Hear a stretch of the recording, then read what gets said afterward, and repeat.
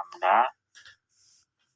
Kemudian energi sinar ini atau cahaya ini atau gelombang elektromagnetik ini, kemudian dia akan berinteraksi dengan materi.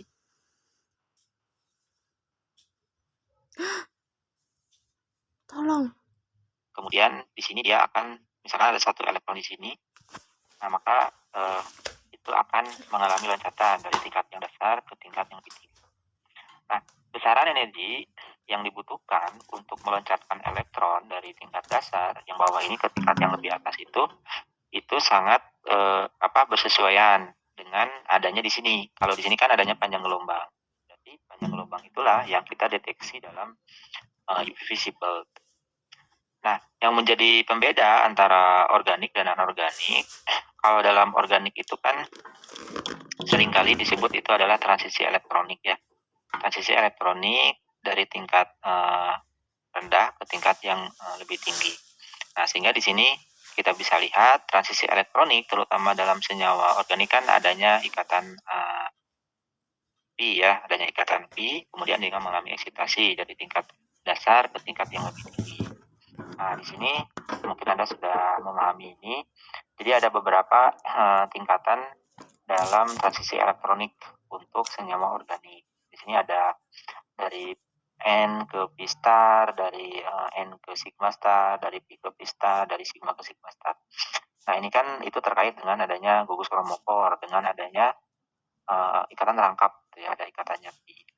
Nah, gugus kromofor seringkali juga dalam senyawa organik itu kan dianggap sebagai penghasil dari warna. Ya. Nah, kalau dalam senyawa anorganik yang menyebabkan itu adalah bukan transisi elektronik karena adanya ikatan rangkap. Tetapi kebanyakan karena dalam senyawa anorganik berwarna itu adalah senyawa kompleks, nah, sehingga di sini yang paling menentukan atau yang lebih menentukan dalam pengukuran suatu senyawa anorganik dengan UV visible itu adalah karena adanya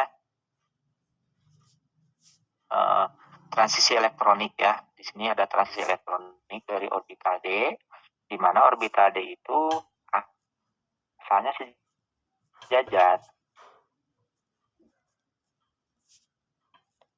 Tetapi karena adanya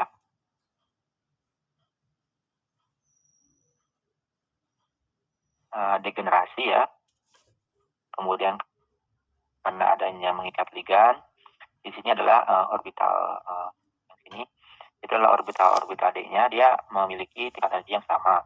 Kemudian dia satu tingkat energi yang sama, kemudian itu akan mengalami splitting menjadi dua bagian. Nah, jika misalkan setelah ada bentuknya senyawa kemudian dia mengalami oksidasi minimum M+ misalkan. Nah, itu adalah ion logamnya. Nah, kemudian ion logam ini akan berinteraksi dengan ligan. Nah, di mana ligannya itu kemudian nanti akan menyebabkan orbital D yang menjadi tempat untuk berikatan atau tempat untuk elektron dari ligan itu menyebabkan orbital D itu mengalami split. Nah, pada saat ini senyawa kompleks ini kemudian adanya sinar dengan energi tertentu sebesar Hanu, nah, kemudian akan mengalami adanya eksitasi elektron dari tingkat dasar ini, kemudian dia bergerak ke sana. Nah, besaran energi yang dibutuhkan untuk meloncatkan elektron dari tingkat dasar yang ini ya ke tingkat lebih tinggi itulah yang kita ukur dengan menggunakan UV visible. Karena mengapa bisa dengan UV visible? Karena itu dia menghasilkan spektra atau serapan gelombang elektromagnetik atau serapan cahaya pada daerah UV visible. Nah, selanjutnya setelah ini itu sama ya, baik ya dia mengukur spektroskopi itu spektroskopi visible untuk organik ataupun anorganik itu sama prinsipnya. Dalam instrumen juga kan sudah disampaikan bahwa pengukuran itu tergantung kepada konsentrasi, di mana konsentrasi itu dengan hukum Lambert-Beer ya itu bersesuaian atau sebanding antara konsentrasi dengan absorbansi gitu ya. Nah, itu sama gitu pengukurannya. Cuma kalau dalam ASSK ini, dalam analisis struktur senyawa itu, untuk yang anorganik itu lebih cenderung kepada bagaimana struktur dari senyawa anorganik itu itu seperti apa yang nanti bisa menghasilkan serapan di daerah UV visible. Nah, terutama untuk larutan senyawa anorganik. Nah, kita tahu sendiri bahwa kebanyakan senyawa anorganik itu larut dalam air, atau bahkan cenderung mayoritasnya larut dalam air. Nah, kemudian dari hasil pelarutan senyawa anorganik itu ada yang menghasilkan larutan berwarna, ada yang tidak berwarna gitu. Nah, yang berwarna inilah yang kita bisa ukur dengan menggunakan UV visible dengan prinsip seperti itu. Nah, jadi kalau kita lihat secara mendasar ya, yang membedakan antara senyawa organik dan anorganik itu adalah strukturnya, struktur dari senyawanya. Kalau organik itu secara umum dia harus memiliki ikatan pi sehingga adanya transisi elektronik. Kalau dalam senyawa anorganik yang bisa diukur dengan menggunakan UV visible itu adalah senyawa-senyawa yang mana orbital D-nya itu mengalami splitting. Jadi mengalami perubahan tingkat energi yang asalnya sama menjadi tidak sama. Sehingga ada kemungkinan adanya elektron itu meloncat dari tingkat dasar menjadi tingkat yang lebih tinggi. Nah, itu prinsip dasar dalam pengukuran atau analisis senyawa anorganik UV visible untuk senyawa anorganik. Jadi intinya adalah berarti kalau seperti itu. Kalau di generalisir ya, berarti senyawa anorganik yang bisa diukur dengan UV visible, terutama untuk larutan, itu adalah senyawa kompleks. Karena senyawa kompleks inilah yang nantinya memiliki splitting orbital D. Nah, yang ingin saya ingatkan kembali buat Anda sudah belajar senyawa koordinasi kan? Sudah belum ya? Sudah ya? Nggak tahu tahun Senyawa koordinasi sudah. Nah, jadi Anda silakan buka-buka lagi teori-teori dasar terkait dengan Aku kemarin jawab pertanyaannya Bapak pakai buku koordinasi senyawa kompleks atau senyawa koordinasi, terutama dalam bagian teori medan kristal. Nah, jadi yang akan kita bahas dalam UV visible untuk senyawa anorganik, terutama untuk senyawa kompleks, ya ini adalah berdasarkan kepada teori medan kristal itu, di mana adanya interaksi antara atom pusat dan juga ligan. Nah, di mana ligan itu menyebabkan struktur orbital D dari logamnya itu mengalami splitting. Ya. Nah, kemudian juga yang mungkin saya perlu ingatkan lagi bahwa misalkan kita punya suatu senyawa kompleks, misalkan saya punya kompleks logam M, kemudian dia berikatan dengan ligan, misalkan ini ligannya ada 4, kemudian di sini OH misalkan.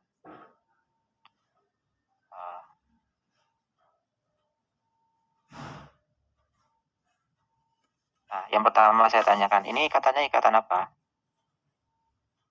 Kalau O sama H itu Koordinasi. Yang koordinasi ya, di mana kan kimia koordinasi. satu pasang elektron dari O, dari oksigen itu diserahkan ke sini, ke atom pusat, sehingga dia membentuk ikatan kovalen koordinasi. Nah, kalau kita lihat dari sifatnya, berarti OH ini atau ligan ini itu sifatnya asam atau basa? Asam.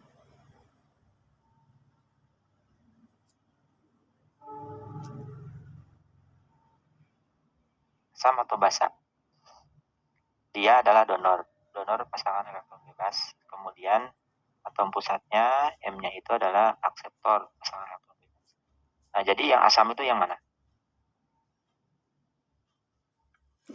Donor, akseptor. Lupa. Masih ingat asam basa Lewis? Ntar Pak, gali dulu. Asam. Yang asam yang mana? Oh, hanya asam.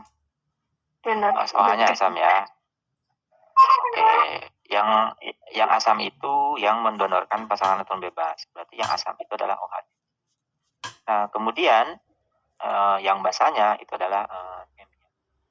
Nah, karena ada prinsip asam basa ini gitu. Jadi kekuatan kekuatan ikatan antara O dengan H itu sangat dipengaruhi oleh kekuatan ligan.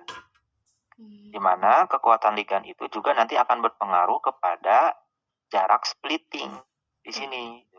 Apakah splitting itu kan pemisahan ya, perengkahan. Apakah splitting ini akan besar atau tidak? Itu sangat dipengaruhi oleh sifat alamiah dari ligannya ini. Apakah dia ligannya kuat atau dia ligannya lemah gitu ya, dan sebagainya, itu akan sangat berpengaruh kepada di sini ya, ke jarak splittingnya.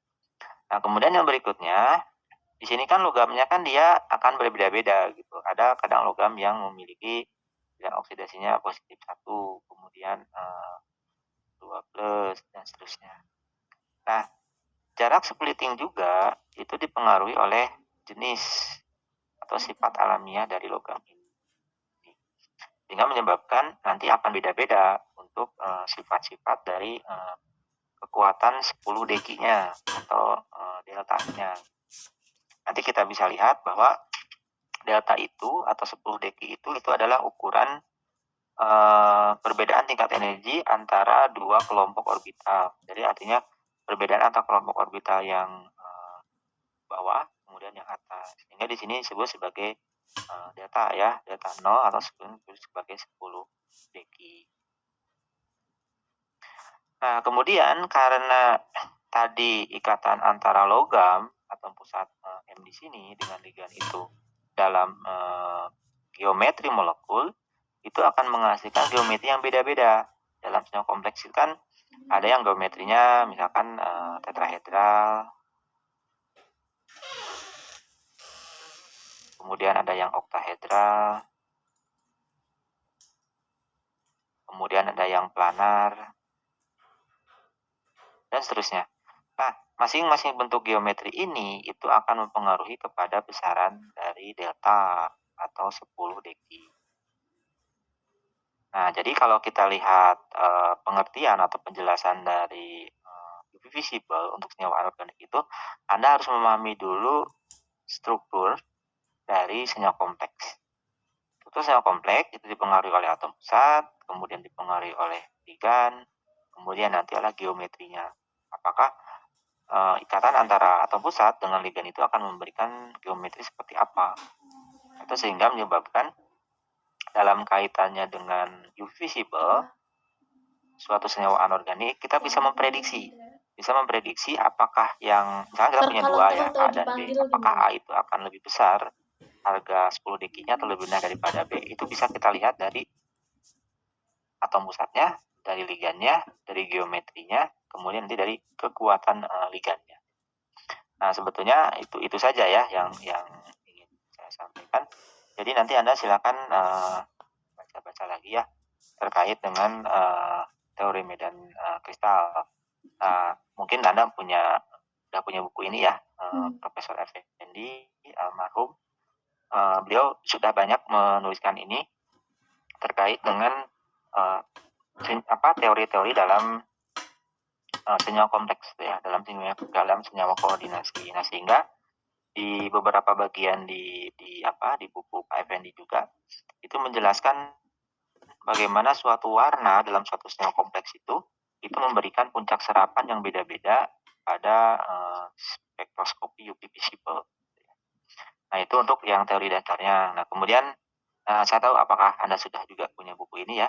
Nah, kalau yang ini lebih advance dalam arti kalau yang Pak Effendi tadi itu dasar-dasar. Kemudian kalau yang buku itu adalah kasus per kasus, contoh misalkan melibatkan spin elektron yang ada dalam ligan dan juga dalam atom pusatnya.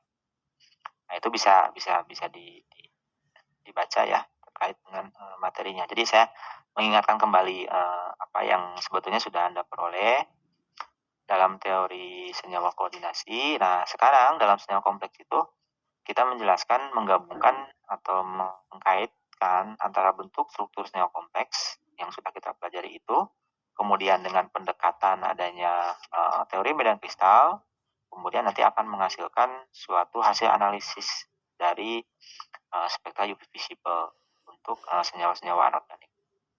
Nah, gunanya apa Pak gitu ya? Mungkin Anda ngapain sih gitu belajar yang seperti ini kan rumit ya, susah gitu ya, membingungkan kadang. Gunanya untuk apa? Sebagai contoh misalkan Anda memiliki penelitian atau tema penelitian absorpsi senyawa anorganik, Hmm. Anda memiliki misalkan contohnya misalkan melakukan adsorpsi gitu ya. Melakukan adsorpsi untuk suatu senyawa kompleks, di mana senyawa kompleks itu dihasilkan dari logam-logam berat misalkan. Contohnya misalkan Anda ingin mengetahui logam berat di perairan itu apakah dia mengganggu lingkungan atau tidak, itu kan harus diketahui jumlah atau konsentrasinya. Nah, kemudian biasanya logam-logam berat di alam itu tidak bisa langsung dianalisis. Bisa, misalkan langsung logamnya dianalisis dengan AS misalkan gitu ya. Langsung dianalisis dengan AS misalkan. Tetapi untuk salah satu metode lain yang bisa dipermudah itu adalah dengan membentuk senyawa kompleksnya. Jadi logam yang ada di perairan, misalkan logam yang ada lingkungan, kemudian dibuat senyawa kompleksnya. Dia direaksikan dengan ligan-ligan tertentu, kemudian menghasilkan suatu senyawa kompleks. Nah, dari senyawa kompleks itu kemudian kita bisa menghitung dengan UV visible. Nah, biasanya analisis dengan UV visible itu lebih mudah, kemudian juga lebih murah. Sehingga bisa dijadikan alternatif untuk mengetahui kadar atau kandungan logam di perairan. Baik itu misalkan limbahnya adalah limbah yang diambil langsung dari industri, atau limbahnya itu dibuat secara sintetik di laboratorium sebagai pembanding untuk mengetahui kadar kandungan logam. Itu manfaatnya, dan saya rasa di antara Anda mungkin akan melakukan penelitian model-model seperti itu. Jadi untuk mengetahui bagaimana kandungan logam di suatu lingkungan, kemudian bagaimana nanti mengurangi efek limbahnya dengan cara menurunkan konsentrasi, itu kan perlu dicari atau perlu cara untuk mengetahui konsentrasinya berapa. Nah, ini adalah salah satu caranya. Metodenya dibuat senyawa kompleks dulu, kemudian dihitung dengan menggunakan UV visible. Nah, di mana teori yang ada itu kita pelajari sekarang ini. Nah, jadi, kenapa sih senyawa kompleks anorganik itu bisa diukur dengan menggunakan UV visible? Apa yang mendasarinya? Nah, itu yang kita bahas hari ini ya. Nah, baik, ada pertanyaan dulu sampai di situ terkait dengan prinsip dasar mengapa senyawa anorganik itu, terutama senyawa kompleks, bisa diukur dengan UV visible. Wow, udah setengah jam. Silakan kalau ada pertanyaan dulu, 1 atau 2 orang. Vida tanya, Vida. Biar nggak ngantuk, Vida tanya. Oh, izin bertanya, Pak. Tahu. Ya, silakan. Dinda ya. Silakan, Dinda. Aku udah nge-lag. Kalau biasanya itu kan di senyawa kompleks itu splittingnya orbital didirikan, Pak, dihitung. Terus kalau misalnya kan katanya ada juga yang splitting apa yang orbital F atau gimana, itu gimana Pak? Atau secara prinsip sama atau? Baik. Secara prinsip sama ya. Baik dia orbital D atau orbital F, splitting itu menghasilkan adanya transisi atau perbedaan tingkat energi dari orbitalnya, yang mana orbital itu digunakan untuk berikatan dengan ligan. Ya. Sama sebenarnya prinsipnya itu D atau F. Cuma kan kadang kita ini dalam tabel periodik unsur yang paling familiar atau mudah untuk dipelajari itu adalah unsur-unsur atau atom-atom unsur-unsur yang memiliki orbital D. Logam-logam itu kan logam-logam seperti logam berat ya, atau logam-logam yang lain seperti krom, besi, titanium. Itu kan memiliki orbital D gitu. Walaupun ada juga yang memiliki orbital F. Nah, prinsipnya sama gitu ya. Nah, mengapa yang orbital F itu jarang dibahas? Karena memang kaitannya dengan analisis secara langsung itu relatif lebih sedikit jika dibandingkan dengan yang orbital D. Nah, makanya dalam buku-buku itu banyak yang menjelaskan itu adalah orbital D-nya. Splitting orbital D. Begitu ya, Dinda. Dan di buku-buku pun kebanyakan memang membahasnya adalah orbital D. Baik, begitu dipahami? Izin tanya lagi, Pak. Bisa ya? Oh ya, silakan. Kalau yang terkait dengan strukturnya tadi kan ada seperti kayak tetrahedral, oktahedral itu kan strukturnya. Terus kalau misalnya dari kita menganalisis dari spektra itu, apakah harus kayak tahu dulu kayak struktur dari senyawa yang geometri dari dari senyawa yang dianalisis itu. Misalnya kayak, oh ini oktahedra atau tetahedra itu harus tahu dulu atau bagaimana? Baik. Secara langsung, misalkan Anda punya larutan senyawa kompleks ya, berwarna. Kemudian Anda ukur dengan menggunakan invisible, tanpa Anda tahu itu logam apa, kemudian tanpa Anda tahu itu ligan apa, sebetulnya sudah bisa ketahuan bahwa splitting orbital D-nya itu membutuhkan energi sekian gitu. Besaran deltanya berapa gitu ya, 10 deknya itu berapa. Itu langsung ketahuan gitu ya. Tetapi kan yang menjadi pelajaran bagi kita pada saat kita menganalisis suatu data itu kan seringkali ada pertanyaan mengapa begini gitu, mengapa begitu, bagaimana kalau seperti ini, bagaimana kalau seperti itu gitu ya. Nah, itu sebetulnya yang lebih baik itu adalah dua-duanya berjalan beriringan. Pada saat kita punya data, kita juga punya asumsi. Oh, ini adalah misalkan senyawanya adalah tembaga misalkan. Kemudian tembaga itu jika dia berikatan dengan ligannya NH3 atau dengan ligannya adalah air, maka akan membentuk kemungkinannya adalah geometri apa gitu. Anda kan pasti paham itu karena tiap-tiap atom pusat dia akan memiliki orbital yang kosongnya berapa, kemudian nanti bisa mengikat ligannya jumlahnya berapa, pasti akan ketahuan itu geometrinya apa. Nah, kemudian yang lainnya juga sama, misalkan dulu kalau tidak salah Anda praktikum teori medan ligan ya dalam koordinasi itu ya. Enggak, Nah, Pak, itu udah ya, itu kan corona. membandingkan antara CU ya, tembaga, ligannya adalah ligan NH3, kemudian ligannya air kalau nggak salah. Udah Gitu ya. corona. Nah, kemudian nanti diukur dengan UV visible spektronik 20. Kemudian Anda kan membandingkan atom pusatnya sama, CU, kemudian ligannya adalah air, kemudian yang satunya lagi NH3. Kalau dari sisi atom pusat kan sama, dia CU, kemudian jumlah ligan yang bisa diikatkan sama gitu ya. Geometrinya apa dulu? Tetrahedra apa oktahedra? Oktahedra, Pak. Oktahedra ya. Nah, jadi asumsinya itu sudah kita ketahuan oktahedra. Nah, sekarang kan yang menjadi parameter pembedanya itu kan adalah jenis ligan. Apakah ligan NH3 atau air itu lebih kuat atau tidak. Nah, itu kan bisa kita bandingkan dengan deret spektrokimia. Kalau tidak salah dulu praktikumnya begitu, karena kalau nggak salah gitu ya. Jadi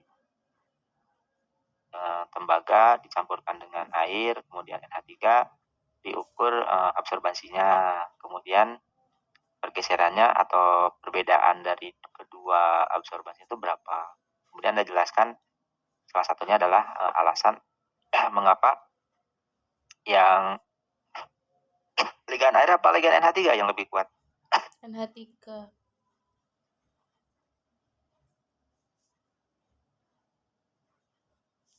NH3 atau air yang lebih kuat? Mungkin Anda masih ingat? NH3, Pak. NH3 ya yang lebih kuat. Nah, kalau NH3 lebih kuat, berarti artinya apa? Panjang gelombangnya akan lebih besar apa lebih kecil? Lebih kecil. Ya nggak sih? Lebih kecil. Ya udah.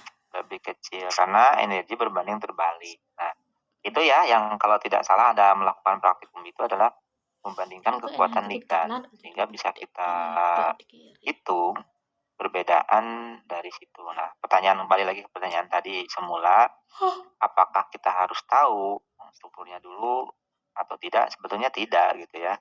Tetapi pada saat menjelaskan fenomena yang terjadi dalam sebuah data atau dalam suatu data, kita bisa menentukan itu berdasarkan kepada strukturnya. Sehingga penjelasan kita terkait data itu lebih komprehensif. Itu ya. Nah, mungkin kalau saya berkomentar sedikit, jadi sebetulnya Anda tuh sudah duluan praktikumnya gitu. Anda sudah duluan praktikumnya di kimia koordinasi, tetapi dulu sudah dijelaskan juga mungkin dari pengaruh dari kekuatan medan ligan gitu ya. Nah, tetapi bagaimana kaitannya dengan analisis struktur senyawa? Nah, itu di sini gitu ya. Jadi udah lebih duluan praktikum, mungkin pembahasannya baru sedikit, baru ditambahkan di sini. Nah, sebagai latar belakang, mengapa UV visible untuk anorganik ini dijelaskan dalam mata kuliah ini, itu karena banyak penelitian dari mahasiswa tugas akhir itu untuk menghitung konsentrasi dari logam, ya, dari konsentrasi dari larutan logam untuk mengetahui misalkan bagaimana logam itu tereduksi atau bagaimana logam itu dia mengalami oksidasi. Gitu. Kan kalau atom pusatnya beda, misalkan berubah dari 2 plus menjadi plus, berarti kan dia akan berbeda juga strukturnya, kemudian akan menghasilkan sifat yang berbeda. Dalam hal ini adalah bisa diketahui dari puncak serapannya yang beda. Nah, sebetulnya bagi saya ya, penelitian itu menarik. Menariknya apa? Sederhana penelitiannya, sederhana, hanya dengan menggunakan spektronik juga bisa gitu ya. Tetapi dengan mengotak-atik atau istilahnya dengan mengubah-ubah parameter dari atom pusat, ligan gitu, itu bisa akan menghasilkan data yang banyak. Sehingga kalau dilihat dari pelaksanaan praktikumnya itu akan terasa lebih ringan, tapi datanya nanti banyak. Kemudian juga pembahasannya banyak. Nah, itu yang seringkali sebetulnya bagi saya itu menarik gitu ya. Makanya ini disampaikan itu untuk mendukung pada riset Anda nanti. Dan teori ini tidak semuanya gitu, hanya beberapa orang saja. Tapi secara umum, jika misalkan nanti Anda sudah lulus pun, bagaimana sih prinsip dasar untuk menghitung energi dari transisi elektronik itu karena ada splitting itu bisa dengan menggunakan cara yang sederhana ini. Oke, gitu ya. Oke, ada pertanyaan yang lainnya? Dinda, masih ada pertanyaan lagi? Belum ada, Pak. Belum ya. Oke, yang lainnya?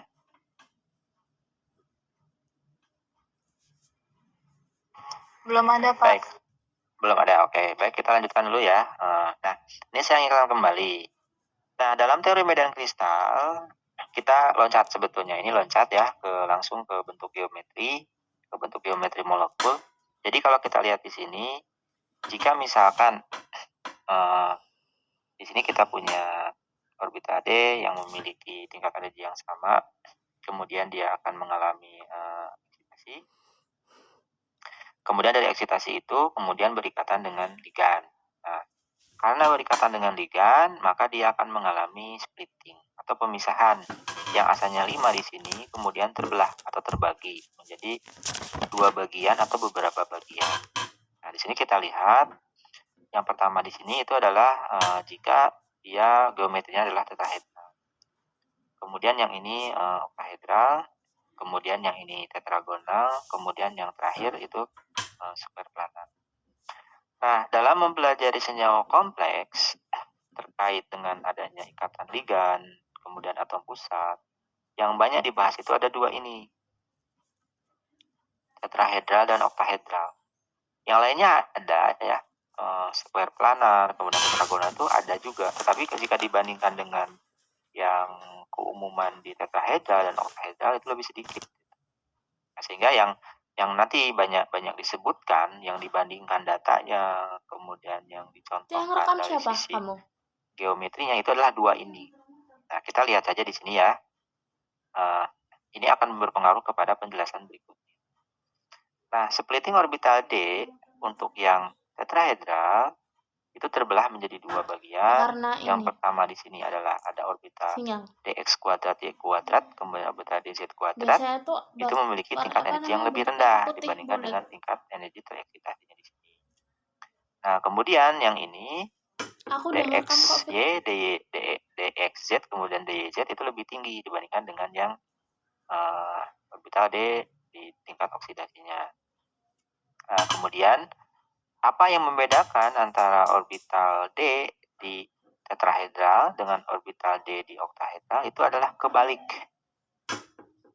Ini ya. Nah, kalau tadi di tetrahedral itu adalah yang rendah adalah dx kuadrat y kuadrat, kemudian dz kuadrat. Kalau dalam oktahedral itu adalah DXY, DXZ, kemudian DYZ. Nah, sehingga kalau kita lihat dalam teori medan kristal, dalam teori perhitungan 10 deki, jika dia misalkan bentuknya Itu udah mulai. dia oktahedral, berarti di sini adalah T2G, kemudian yang ini adalah Dari EG. kamu kan? Ya. Nah, kemudian kalau yang untuk yang tetrahedral, karena dia terbalik gitu ya, maka di sini adalah T2G, kemudian yang bawahnya adalah EG. Nah, di jurnal-jurnal yang membahas terkait dengan pengukuran UV visible, seringkali disebutkan hanya ini saja gitu. Orbital EG, orbital T2G, tanpa menyebutkan apakah dia itu oktahedral atau tetrahedral, tetapi itu menunjukkan tingkat dasar atau tingkat tereksitasinya itu seperti apa. Nah, jadi identitas yang seringkali dituliskan dalam jurnal itu hanya ini saja, T2G atau EG, tanpa menyebutkan apakah dia DZ kuadrat atau DXY, DYZ, dan lain-lain itu ya. Itu hanya menyebutkan itu saja. Nah, sehingga seringkali disebutkan transisi elektronik dari EG ke T2G. Berarti ini menunjukkan apa? Oktahedral apa tetrahedral?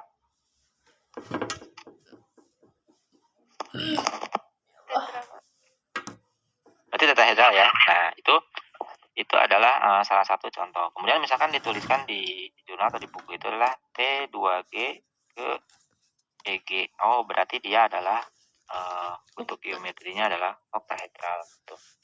Nah, itu adalah cara untuk mengidentifikasi penulisan dan juga data-data yang disajikan dalam buku-buku. Karena di buku Pak Effendi pun banyak seperti itu ya. Dari T2G ke EG, dari EG ke T2G, dan seterusnya. Di buku-buku yang textbook yang juga sama. Nah, itu adalah saya mengingatkan kembali bahwa ya, bahwa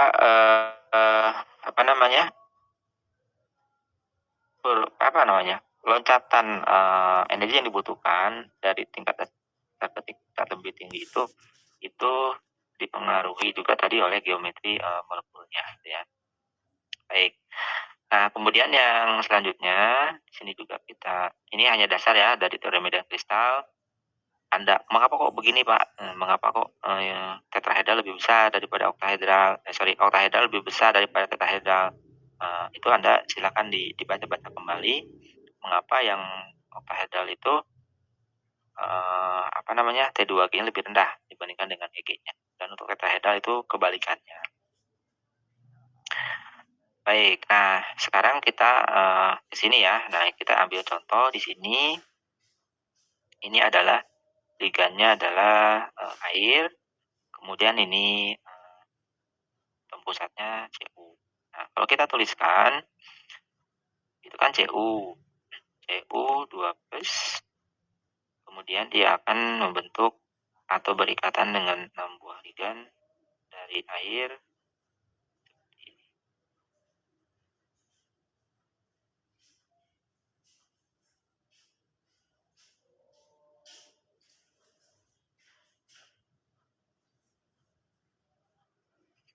Nah, kalau kita lihat di sini, Cu itu adalah tempusat. Dia berperilaku sebagai asam Lewis karena dia akseptor pasangan elektron bebas. Kemudian air, karena dia memiliki 2 buah pasangan elektron bebas dalam O-nya, itu akan diserahkan kepada Cu 2+, sehingga membentuk ikatan kovalen koordinasi, sehingga H2O itu adalah donor dari pasangan elektron bebas. Sehingga yang Cu ini adalah basa Lewis, kemudian yang H2O ini adalah asam Lewis. Nah, jika Anda mencermati itu akan ke bawah-bawah nanti. Dalam teori HSAB, kemudian dalam teori asam basa senyawa kompleks, gitu ya, bagaimana menjelaskan kekuatan ligan dan lain-lain, ini akan terbawa-bawa. Nah, struktur-struktur seperti ini akan terbawa-bawa. Jadi, saya harapkan di sini Anda bisa memahami ya dasar-dasar seperti itu. Nah, kemudian bisa kita lihat di sini, ini adalah Cu2+ dalam orbital. Cu itu nomor atomnya berapa?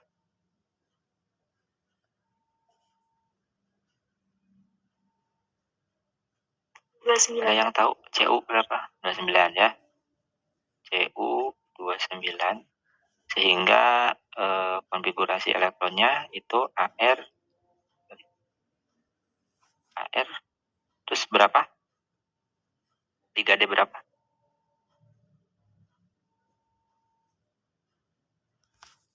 Di sini plus ya. Ini CU dulu. 3D berapa di sini? 3D10.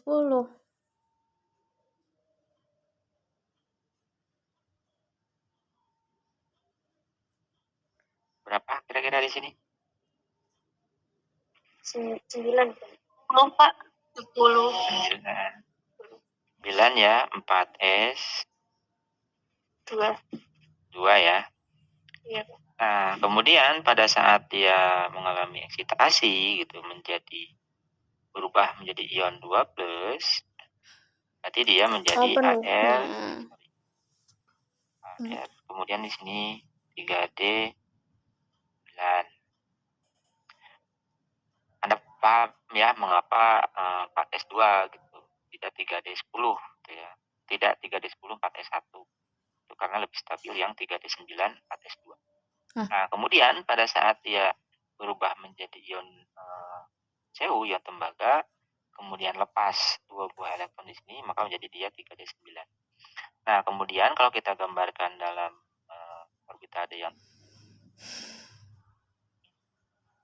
kemudian pada saat dia diikat atau pada saat dia mengikat 6 buah ligan air yang asalnya seperti ini dianggap sebagai satu tingkat energi yang sama. Kemudian dia akan mengalami splitting orbital D-nya. Nah, di sini adalah yang T2G-nya, kemudian di sini yang EG-nya. Nah, karena di sini ada satu buah atau satu tempat dari orbital EG yang belum terisi penuh, artinya elektron yang ada di sini itu bisa loncat ke sini.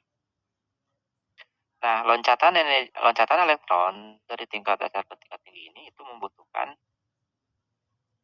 energi dalam jumlah tertentu. Nah, di sini. Nah, sehingga yang bisa kita ukur besaran dari dengan menggunakan UV visible ya, itu adalah bukan energinya secara langsung, tetapi adalah puncak serapannya dalam panjang gelombang berapa. Sehingga kalau ketahuan panjang gelombangnya berapa, ini adalah tetapan Planck, kemudian ini adalah kecepatan cahaya, sehingga bisa diukur dengan energinya berapa. Bersesuaian dengan delta atau 10 dq atau delta itu dari energinya. Nah, energi itu kemudian akan menghasilkan warna yang dipancarkan. Itu warna komplementernya ya. Ada yang diserapnya, kemudian yang tampak ke mata kita itu warnanya apa. Nah, itulah prinsip dari pengukuran spektra UV visible untuk senyawa kompleks anorganik ya, terutama di sini di mana dia berwarna gitu ya. Nah, kemudian pertanyaan berikutnya, di sini kan ligannya air 2O ya. Ligannya air ataupun air itu kan boleh dibilang dia adalah ligan anorganik ya. Tapi jika misalkan dia Cu itu mengikat porfirin misalkan. Anda tahu porfirin? Ligan porfirin? PH bukan sih? Udah tahu belum ya? Nah, contohnya ini misalkan. Hemoglobin itu dia apa sebetulnya? Hemoglobin itu. Sudah tahu struktur hemoglobin seperti apa? Atau struktur klorofil? Hemoglobin itu kan sering ya.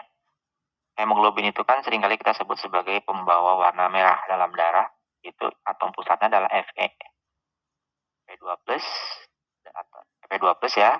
Kemudian ligannya adalah ligan porfirin. Ligan porfirin itu adalah ligan siklik dari NH. Dia polidentat, sehingga akan menyebabkan warna merah dalam darah. Nah, warna merah dalam darah itu juga bisa kita ukur dengan menggunakan spektroskopi UV visible gini. Dilihatnya dari apa gitu? Dari puncak serapan untuk transisi orbital dari orbitade yang dimiliki oleh F. dalam klorofil juga sama gitu. Makanya kenapa dia klorofil itu warna yang tampak ke mata kita adalah hijau, itu karena dia menyerap warna komplementernya dari situ, dari hijau. Sehingga bisa kita ukur dalam proses fotosintesis kan untuk memperoleh energi, mengubah dari karbon dioksida dan air menjadi glukosa, itu kan dibutuhkan energi tertentu dari matahari. Nah, sebenarnya energi yang dibutuhkan oleh tumbuhan untuk mengubah CO2 dan H2O itu kan sejalan atau sebanding dengan loncatan energi yang dibutuhkan untuk meloncatkan elektron dari dari tingkat energi yang dasar ke tingkat yang tinggi pada klorofil itu gitu. Sehingga klorofil itu akan menjadi terlibat dalam reaksi perubahan CO2 H2O menjadi glukosa gitu. Nah, itu adalah salah satu contoh ya pentingnya atau salah satu contoh dari interaksi gelombang elektromagnetik dengan suatu senyawa yang berwarna. Dalam ini adalah senyawa kompleks. Di situ adalah kompleks bioanorganik. Jadi atom pusatnya adalah logam, kemudian ligannya adalah ligan siklik, ligan porfirin. Contoh yang lain juga sama dalam hemoglobin gitu ya. Kemudian dalam yang lainnya gitu ya. Nah, contoh misalkan yang lain misalkan kalau kita kekurangan darah, anemia misalkan, mengapa kita harus meminum zat besi misalkan. Itu kan agar dia bereaksi dengan ligan yang dalam tubuh kita dalam bentuk porfirin itu membentuk sel darah merah. Nah, itu ya. Jadi manfaatnya banyak sebenarnya. Jadi tidak hanya melulu menghitung konsentrasi logam atau larutan logam di laboratorium. Tapi dalam kehidupan kita sehari pun pengukuran ini ya, prinsip dasar dari transisi elektronik di orbital D ini itu juga bermanfaat banyak. Contoh yang lain selain itu banyak gitu ya. Nah, di sini kita bisa lihat juga disebutkan bahwa warna yang dihasilkan itu adalah kuning gitu ya. Nah, kemudian kuning ini itu akan diabsorpsi, kemudian CU itu warna komplementernya dia berwarna biru. Kemudian kisaran absorbansinya itu visible itulah dari daerah 800 nanometer. Nah, kemudian di sini juga bisa kita sebutkan ya delta yang lebih besar itu yang dibutuhkan itu adalah energi yang dibutuhkan untuk mempromosikan atau untuk memindahkan elektron dari tingkat dasar ke tingkat yang lebih tinggi gitu ya.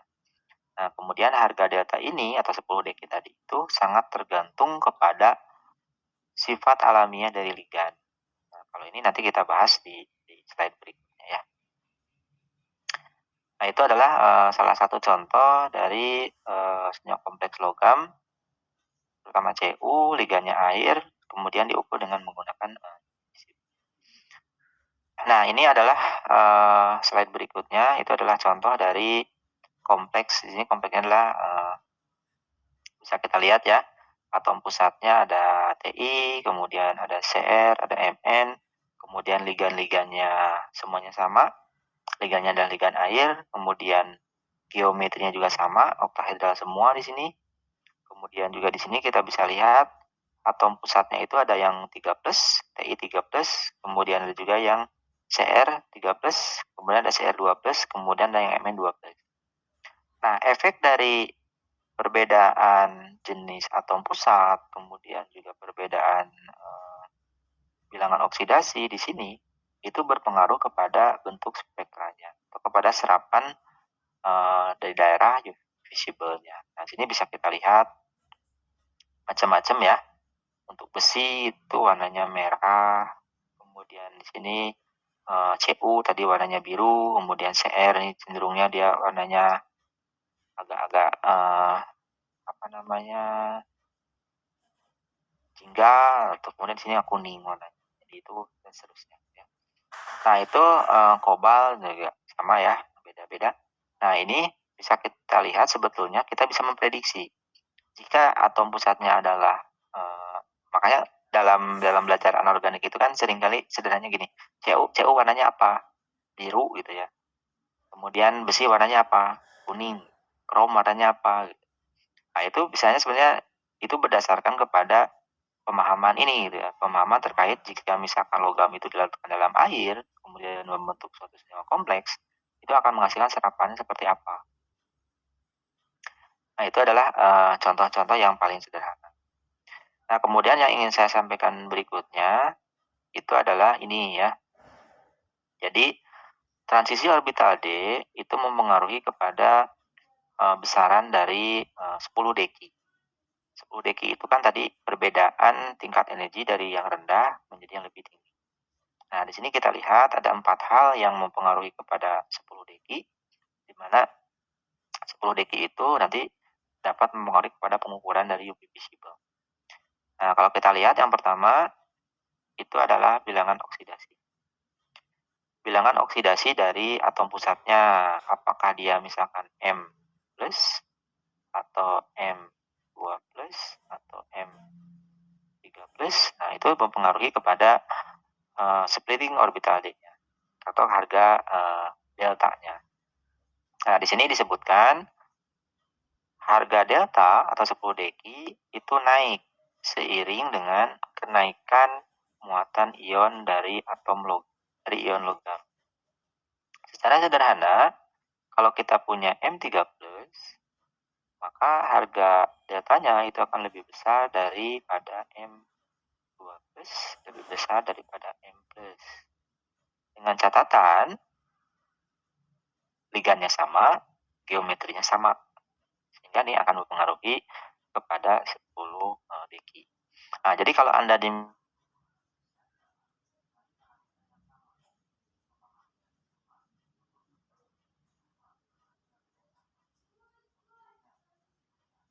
geometrinya sama, baru dia menentukan penjelasan itu dari yang bedanya itu. Nah, jadi kalau kita lihat, misalkan kita punya Cu2+,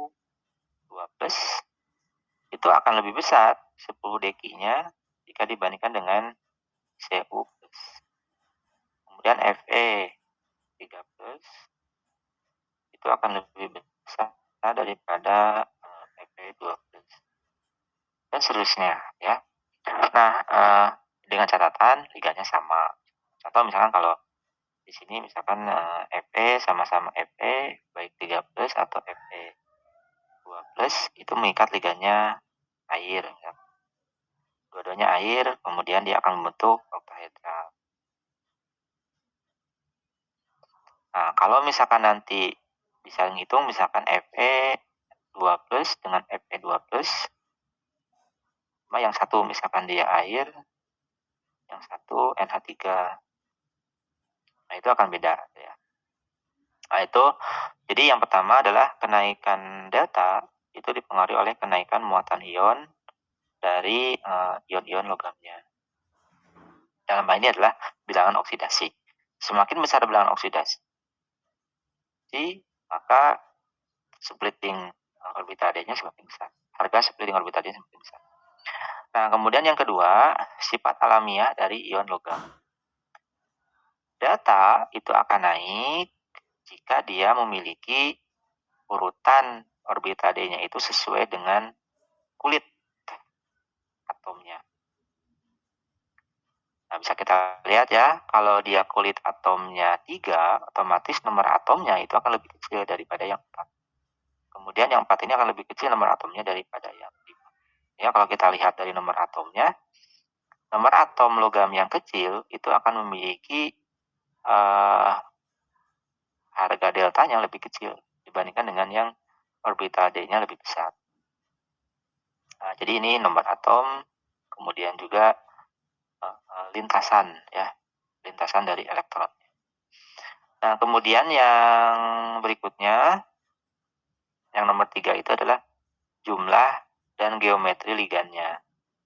Kalau ini tadi sudah digambarkan ya di awal itu, bahwa yang oktahedral itu harga 10 dekinya lebih besar dibandingkan dengan yang tetrahedral. Kemudian juga yang tadi kan ada kebalikan dari orbital T2G dengan EG-nya. Nah, ini secara umum seperti ini. Nah, kemudian yang terakhir itu yang mempengaruhi harga 10 deki itu adalah sifat alamiah dari ligannya. Nah, kalau sifat alamiah dari ligan ini kita bisa lihat dari deret spektrokimia. Kekuatan medan ligan. Dari kiri ke kanan kan dia semakin kuat kekuatan medan ligan. Jadi kalau kita lihat di sini, contoh misalkan H2O, itu posisinya di sini. Kemudian NH3 ada posisinya di sini. Jadi kekuatan ligan dari H2O itu lebih kecil daripada NH3. Semakin besar kekuatan medan ligan, maka akan menghasilkan 10 deki atau delta yang lebih besar dibandingkan dengan yang lainnya. Itu ya. Nah, itu yang menjadi dasar bagi kita secara teoritik dalam mempelajari bagaimana suatu struktur dari senyawa anorganik itu berpengaruh kepada harga dari 10 deki.